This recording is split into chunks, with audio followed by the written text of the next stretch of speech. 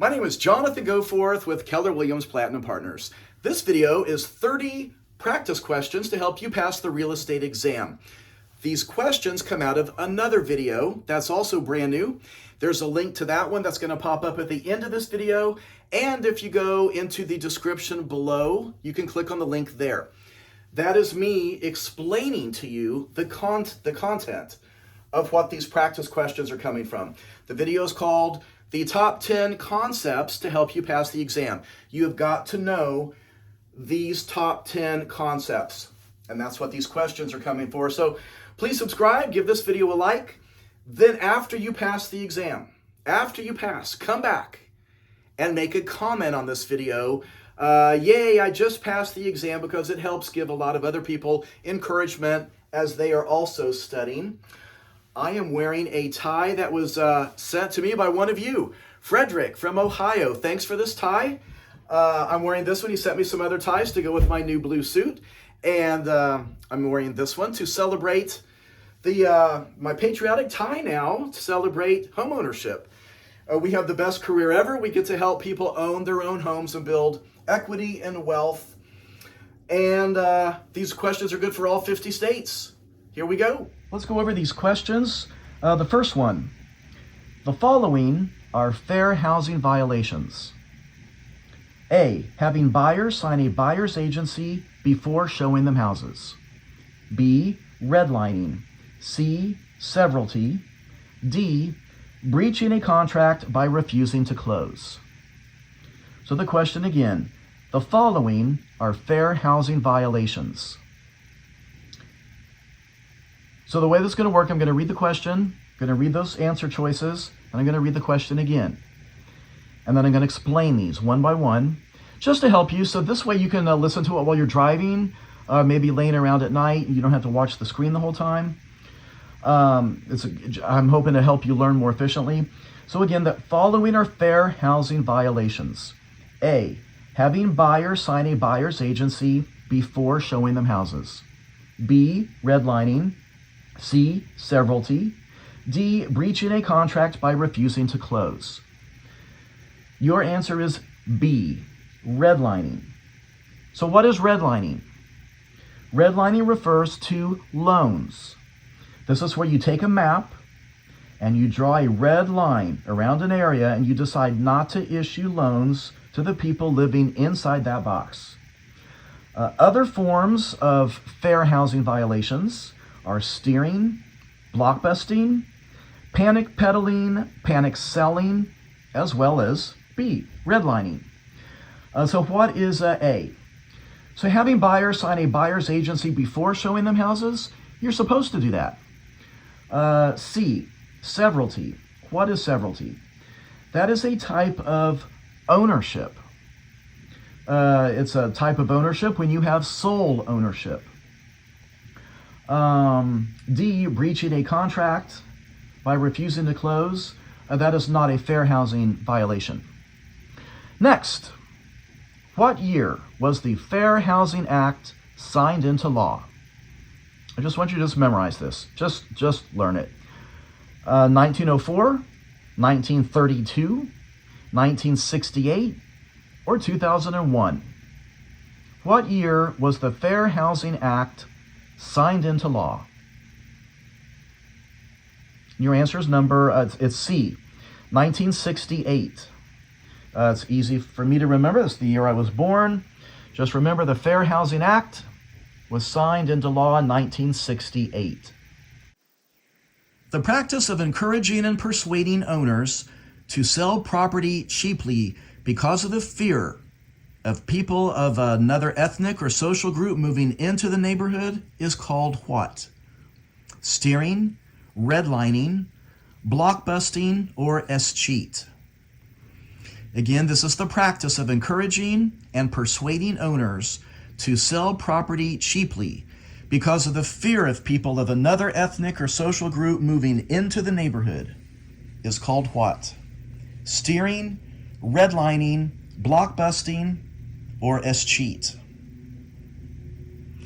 So your answer is C, blockbusting. That's what blockbusting is. So you need to know that. There's your answer. So what is A? Steering is where you only show property to buyers in areas where you think they should live due to their race and their ethnic background. That's illegal. B is redlining. We talked about redlining in 2 questions ago. Redlining is where you do not allow loans in a certain area. And then D is escheat. So what is escheat? You're getting a lot of good vocabulary learning on this one. Escheat is a police power. It's a police power where the government can take your property if you have no heirs and no will. Regarding estates in property, the following are less than freehold, except for A, estate for years, B, estate at will, C, life estate, D, periodic tenancy. So we're going to go through a variety of questions regarding this one topic. This is one of these, so these are practice questions to help you learn. And this comes from a video that's going to pop up at the end of this to help you really study from. It's the top 10 concepts to help you pass the exam. So when it comes to the real estate exam, there are certain concepts you have got to know.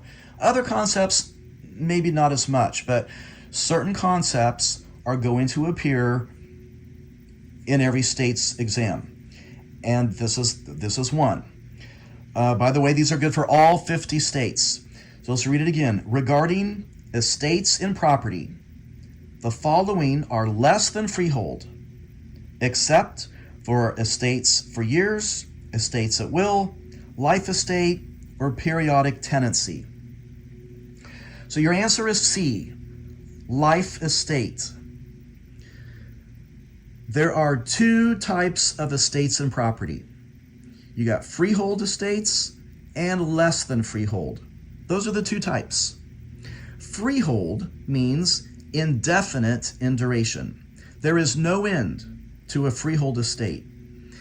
And we use the word freehold for ownership. That might help you. Less than freehold are for limited amounts of time. We use less than freehold estates for leases. A life estate is a freehold type of an estate and property. So if you don't know what all these are, and we're talking very broadly, I want you to grasp the concept, a base understanding of this. So if you don't know what these are, then watch the video that's going to pop up at the very end of this, and I go over all of this material in detail to help you learn it. Then come back and practice these questions again. The following are real property, except house, detached garage, kitchen rugs which match the kitchen curtains, or D, carpet in the living room. So this question is talking about the difference between real property and personal property. You've got to know the difference. So again, the following are real property: the house, a detached garage, kitchen rugs which match the kitchen curtains, or D, the carpet in the living room. So what is real property? What is it? So real property is immovable. You can't move it. Real property is the house and the things attached to it. That's what you're getting your real estate license for. We sell real property. We don't sell personal property. We sell the real property. We sell the house and the things attached to it. So personal property is movable, like furniture and rugs and clothing. So your answer is C. All of the following on there, they're all real property, except C, the kitchen rugs, which match the kitchen curtains. It doesn't matter what they match. Rugs are personal property. Regarding freehold estates, now we just talked about this a little bit, a couple questions back. We're going to go through this differently, just to make sure you're understanding even more. Regarding freehold estates, this type has the highest quality of ownership and is inheritable. A, fee simple. B, estate for years. C, periodic tenancy, or D, estate at will. So again, regarding freehold estates, this type has the highest quality of ownership and is inheritable. Your answer is A, fee simple. Let's talk about this. Fee simple has the maximum rights in real estate. The others on here are called less than freehold. They're also called leasehold estates. So let's look at B. An estate for years is a rental with a definite beginning and definite ending date. It's what we think of as a typical yearly lease or maybe a summer rental. Periodic tenancy, which is C, that is a rental. It's recurring, like a month to month.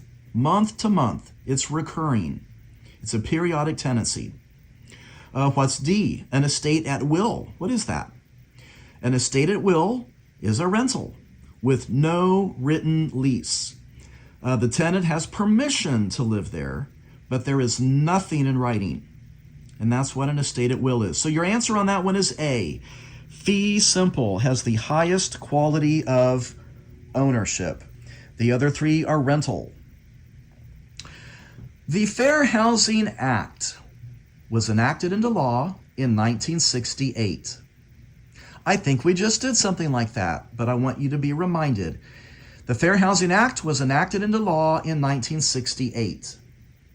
The following are all fair housing violations, except A, panic selling, B, panic peddling, C, police power, D, redlining. So the Fair Housing Act was enacted into law in 1968.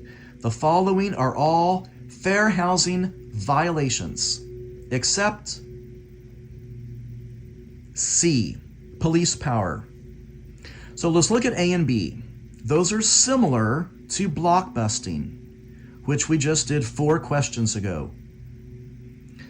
And we covered redlining in the 6 or 7 questions ago. Redlining is where you draw a box around an area and you can't do loans in that area. So this is to test your recall to help you make sure you're learning the material. So what is C? What is police power? This is one of the 4 government powers, such as escheat, taxation, eminent domain, and police power. Police power is where the government can tell you how you can use your property. The government tells you how you can use your property. And they do that such as building codes, zoning. That's what police power is. Police power is not a fair housing violation, but the other 3 on there are. So as we move through these questions, if you have not watched the video that's going to pop up at the end of this, I want to make sure that you watch it. These might be hard to understand if you have not watched the other video and you've actually covered all of the material. But let's keep going through this. Here's another one. Regarding an estate for years lease, which of the following would be true? So regarding an estate for years lease, which of the following would be true? A, if nothing is said at the end of the first year, the lease would continue for 1 more year. B, it must have a definite ending date. C, this is a type of freehold estate. D, it would continue indefinitely. So again, the question, regarding an estate for years lease, which of the following would be true? Your answer is B. It must have a definite ending date. Has to have a definite beginning date too. So your answer is B. This is what we think of as a typical rental with a definite beginning and ending date. A is describing a periodic tenancy lease, which would be reoccurring, like month to month or year to year. It's not C, because this is a less than freehold estate, also called a leasehold estate. a freehold estate describes ownership. It can't be D, because an estate for years must have a definite ending date. It can't be D because that says it would continue indefinitely. So an estate for years sounds like it would be ongoing forever, but it's not. That's what I really want you to understand with this question. That's why this one is here. It kind of gives the impression when you read an estate for years lease, it sounds like it would go for years and years and years, just reading the title of it. But it's not. That's where people get confused on this and they miss questions. An estate for years lease must have a beginning and an ending date. It does not run for years. And that's pretty much what A and D are both trying to tell you. They're confusing you. Next one. Which of the following leasehold estates has no written lease? A, estate for years. B, periodic tenancy. C, estate at will. Or D, estate at sufferance. Which of the following leasehold estates has no written lease? What's another word for leasehold estates? Less than freehold. Just to keep your understanding going. Your answer on this one is C. There is no written lease. The renter has permission, but there's nothing in writing. You know, an example of this, you're probably wondering, this is stupid. What would be even an example of this? Let's say you own a house, a rental house, and one of your kids, maybe they're in their early 20s, and you're letting them live there. You don't have a written lease with them. They're paying you rent, but there's nothing written between you guys. That would be this. It's an estate at will. So what is A? An estate for years must have a definite beginning and ending date in writing. We just covered this on the last question. B, what is B? It's also written with the lease reoccurring week to week or month to month or year to year. And what is D? An estate at sufferance. It's also in writing. It's when the tenant stays over without permission. They don't leave. The renter is staying past their lease, and the landlord is suffering. That can lead to eviction. That's kind of how, think of an estate at sufferance. The landlord is suffering. The owner is suffering because the renter won't leave. And sometimes it can lead to eviction. So your answer is C, estate at will. A small apartment building is leasing space to people with children. The apartment manager would still be allowed under the 1988 Fair Housing Amendments Act to A, rent only the top floor units to families with children. B, require a larger deposit to families with children due to the extra wear and tear. C, change the policy of 3 people per bedroom to 2 people per bedroom. Or D, require parents to watch their children while swimming. So again, the question, a small apartment building is leasing space to people with children. The apartment manager would still be allowed under the 1988 Fair Housing Amendments Act to D, they can still require the parents to watch their children while swimming. They cannot do the other 3. So review that question, maybe screenshot that one, and let's move on. By the way, if you're enjoying this video, please give me a like and please subscribe. Which of the following is not an essential element of value? Again, which of the following is not an essential element of value? A, scarcity. B, intestate. C, utility. Or D, demand. Which of the following is not an essential element of value? So basically, to answer this, you need to know what the essential elements of value are. If you know those, this is a pretty easy question. Your answer is B, intestate. What is intestate? This is a great vocabulary word. Just learn it right here. Intestate is dying without a will. It has nothing to do with value. It has nothing to do with this question. That's why your answer is B. But there are 4 essential elements of value. You know what they are? Scarcity, utility, demand, and transferability.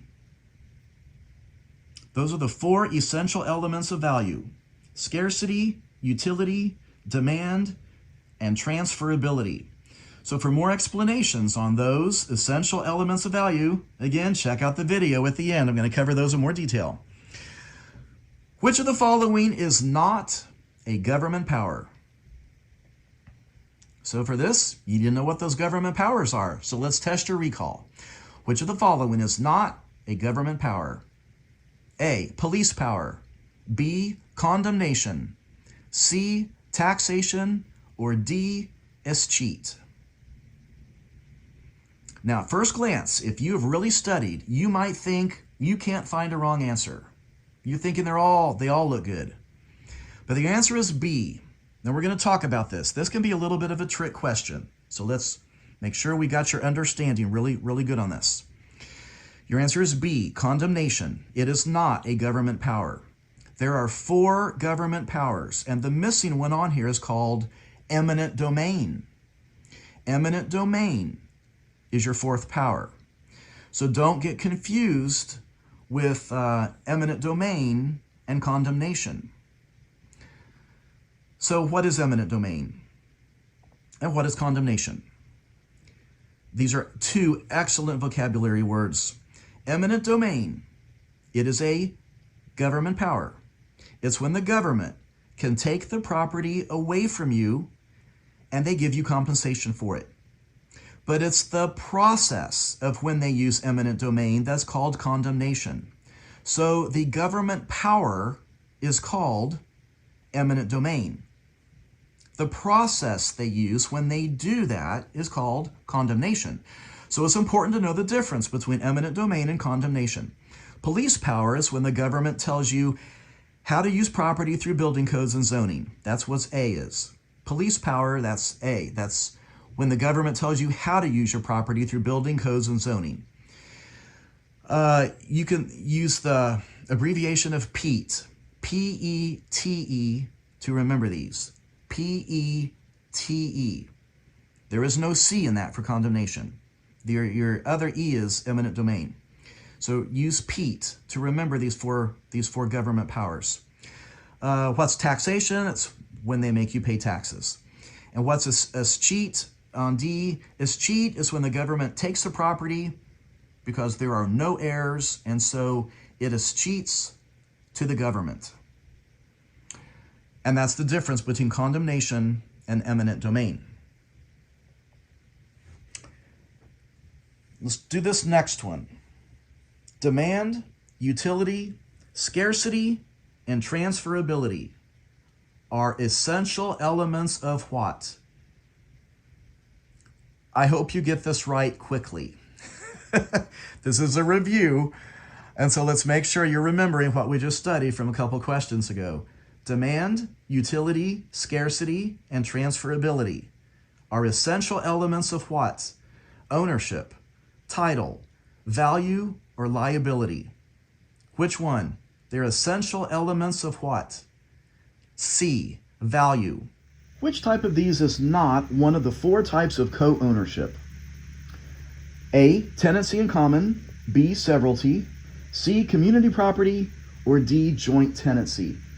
Again, which of these is not one of the 4 types of co-ownership? Your answer is B, severalty. All of these are types of co-ownership except for severalty. Severalty has one owner. It can either be a corporation taking title or one individual person. That's what severalty is.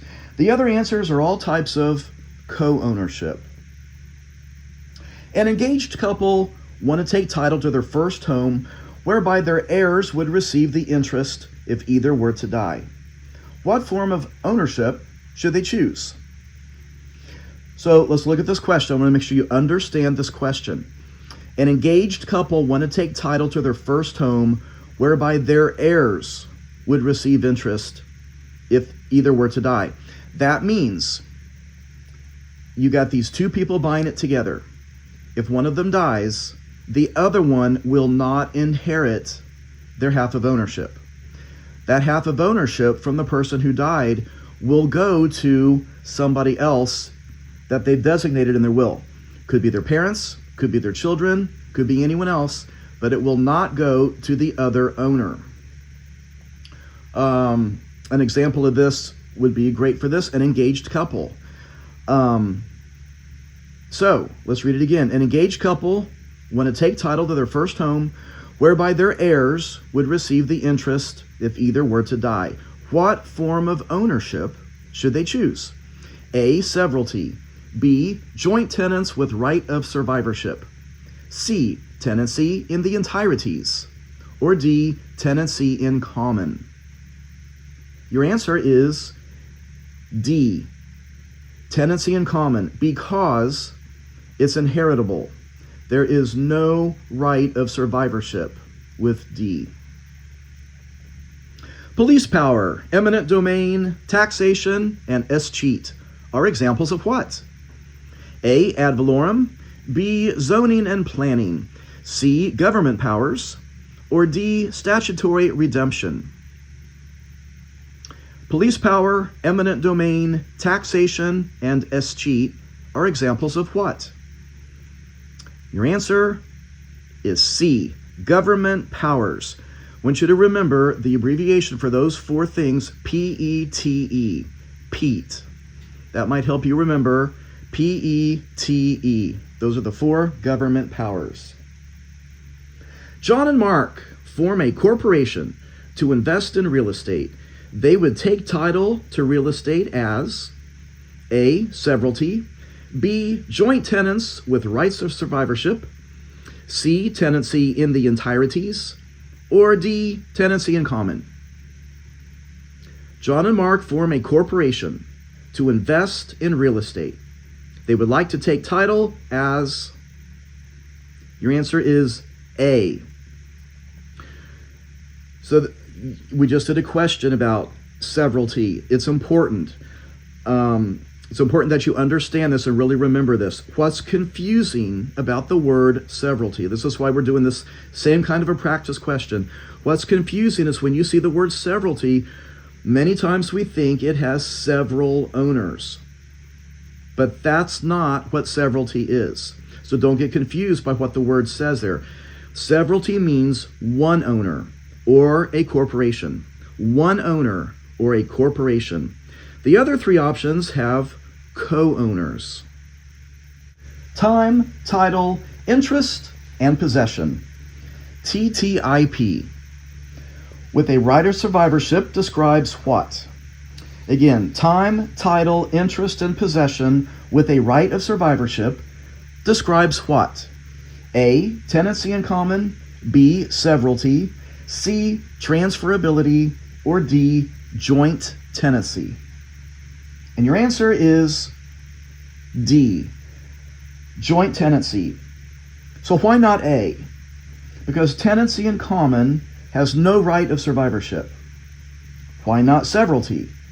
Because severalty is sole ownership by yourself.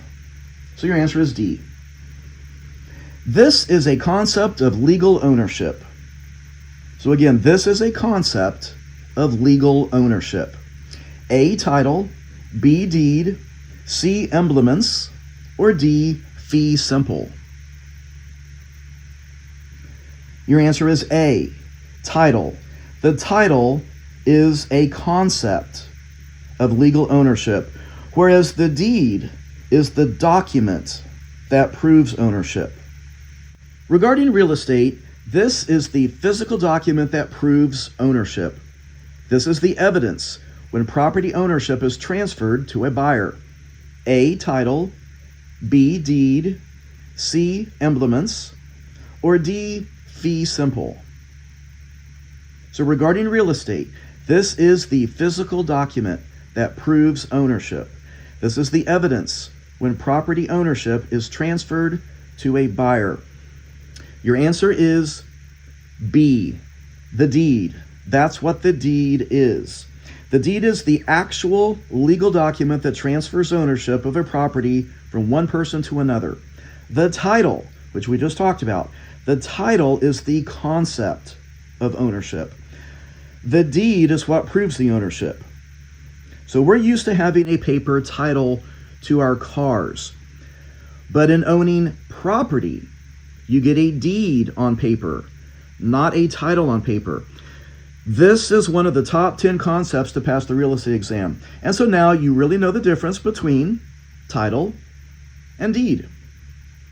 The following are types of specific liens, except for A, income tax lien, B, property tax lien, C, mechanics lien, or D, the mortgage. The following are types of specific liens, except for, your answer is A, an income tax lien. A specific lien, which is what this is asking about, a specific lien means if you don't pay it, then they can go after one thing specifically for repayment, like your home. But B, C, and D are specific liens, tied only to a house. So a general lien means if you don't pay it, then they can go after everything, such as A, an income tax lien, or losing a judgment in court. So that's why your answer is A, income tax lien, because that is a general lien. A contractor who makes improvements on a home and is not paid may file this: A, income tax lien, B, property tax lien, C, mechanics lien, or D, a general lien. A contractor who makes improvements on a home and is not paid may file this. And your answer is C, a mechanics lien. That's what a mechanics lien is. A real estate agent tells a potential seller, you'd better sell because other people are moving in and you'd better get out while you can. You don't want to live by those people, do you? This is an example of what? A, steering, B, blockbusting, C, redlining, or D, all of the above. So again, a real estate agent tells a potential seller, you'd better sell because other people are moving in and you'd better get out while you can. You don't want to live next to those people, do you? This is an example of what? Your answer is B, blockbusting. The following are approaches to value, except for market data approach, cost replacement approach, exchange approach, or capitalization income approach. So again, the following are approaches to value, except for, and your answer is C, exchange approach. C doesn't exist. That's nothing. The other three choices are the three appraisal methods. There are three appraisal methods, and those are the three, A, B, and D. And that's why your answer is C. It is not one of the approaches to value. The appraisal method that can be used for commercial or income-producing properties is the A, market data approach, B, cost replacement approach, C, exchange approach, or D, capitalization income approach. So this is the appraisal method that can be used for commercial or income-producing properties. And your answer is D. An appraiser can use rental income to help determine value based on the amount of income that the subject property generates. So if you're unsure what market data approach is and the cost replacement approach is, then make sure to check out the video that's going to pop up at the end of this for explanations. That video is the top 10 real estate concepts, and it includes these 3 appraisal methods. Let's go over these last 5 questions quickly. The following are types of depreciation, except A, economic obsolescence, B, functional obsolescence, C, physical deterioration, or D, conventional deterioration. The following are types of depreciation, except, your answer is D. So there are 3 types of depreciation, and that's what A, B, and C are. The A, B, and C are your 3 types of depreciation. D is nothing. It's a made-up answer. This type of depreciation is when a property loses value due to causes outside of the property. Possible causes might be an airport being built nearby or crime. This is the hardest type of depreciation to overcome. A, economic obsolescence. B, functional obsolescence. C, physical deterioration. Or D, conventional deterioration. Well, you just found out D is not an answer. D is made up. So it's going to be A, B, or C. Let's read it again. This type of depreciation is when a property loses value due to causes outside of the property. Possible causes might be an airport being built nearby or crime. This is the hardest type of depreciation to overcome. Your answer is A, economic obsolescence, and it's usually considered incurable. That's why it's the hardest type of depreciation to overcome. So let's do a similar one. Just keep testing your knowledge of this. This type of depreciation is when the subject property has peeling paint or excessive rot on the siding and trim. This type of depreciation is caused by deferred maintenance and is usually considered curable.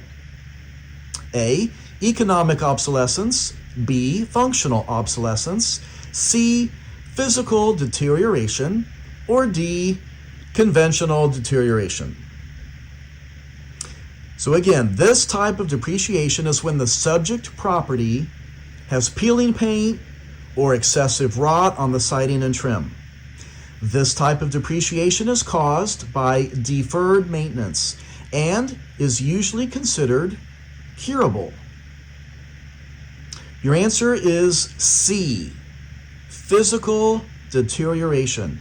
That's what physical deterioration is. So what we're doing here, we're practicing with some questions to help you learn vocabulary. This is what we're doing. This type of depreciation is caused by poor design due to problems inside the property lines that cause the property not to function in a modern way. Examples might be a 5-bedroom house with 1 bath, or having window units instead of central air. The desirability or usefulness decreases due to an outdated design feature. A, economic obsolescence. B, functional obsolescence. C, physical deterioration. Or D, conventional deterioration. Let's read it again, because sometimes you're driving, so pay really close attention. I want you to memorize this form of depreciation. So here's the question. This type of depreciation is caused by poor design due to problems inside the property lines that cause the property not to function in a modern way. Examples might be a 5-bedroom house with 1 bath, or having window units instead of central air. The desirability or usefulness decreases due to an outdated design feature. And that is B, functional obsolescence. So again, the answer has to be A, B, or C because we already know D doesn't exist. So those top 3 choices, look at those 3 choices, A, B, and C. Those are the 3 different types of depreciation. Those are the only 3 choices. So your answer is B, functional obsolescence. So now make sure to watch the video about to pop up on the screen. We got one more question left where I'm going to cover the top 10 concepts that you need to know for passing this exam. These questions that we're doing here on this video, these 30 questions, these are a review of that material. If you haven't seen that other video yet, it's about to pop up on your screen. And then our last question is going to be a review of one that we did earlier, just to make sure you remember this next question. So for last time, please give this video a like, please subscribe. The following are fair housing violations. A, having buyers sign a buyer's agency before showing them houses. B, redlining. C, severalty. Or D, breaching a contract by refusing to close. The following are fair housing violations. Only one of those is the answer, and the answer is B. And I want you to learn that. I want you to know what redlining is. That's why this one's on here again. Redlining refers to loans. It refers to loans. This is where you take a map and you draw a red line around an area and you decide not to issue loans to the people living inside that area. Other forms of fair housing violations are steering, blockbusting, panic peddling, panic selling, as well as this one is redlining. Looking right on there, see that severalty, that's a type of ownership. Severalty is a type of ownership where you have sole ownership. There's only one owner on severalty. So thanks for watching. And now check out the other video that has popped up on your screen for a full review over all of this content. And again, thanks so much for watching. One piece of advice, get all this in your head, study, study, study, and then go take the exam as fast as you can. Just get it done and over with so you can begin the most awesome career ever of selling homes as a real estate agent.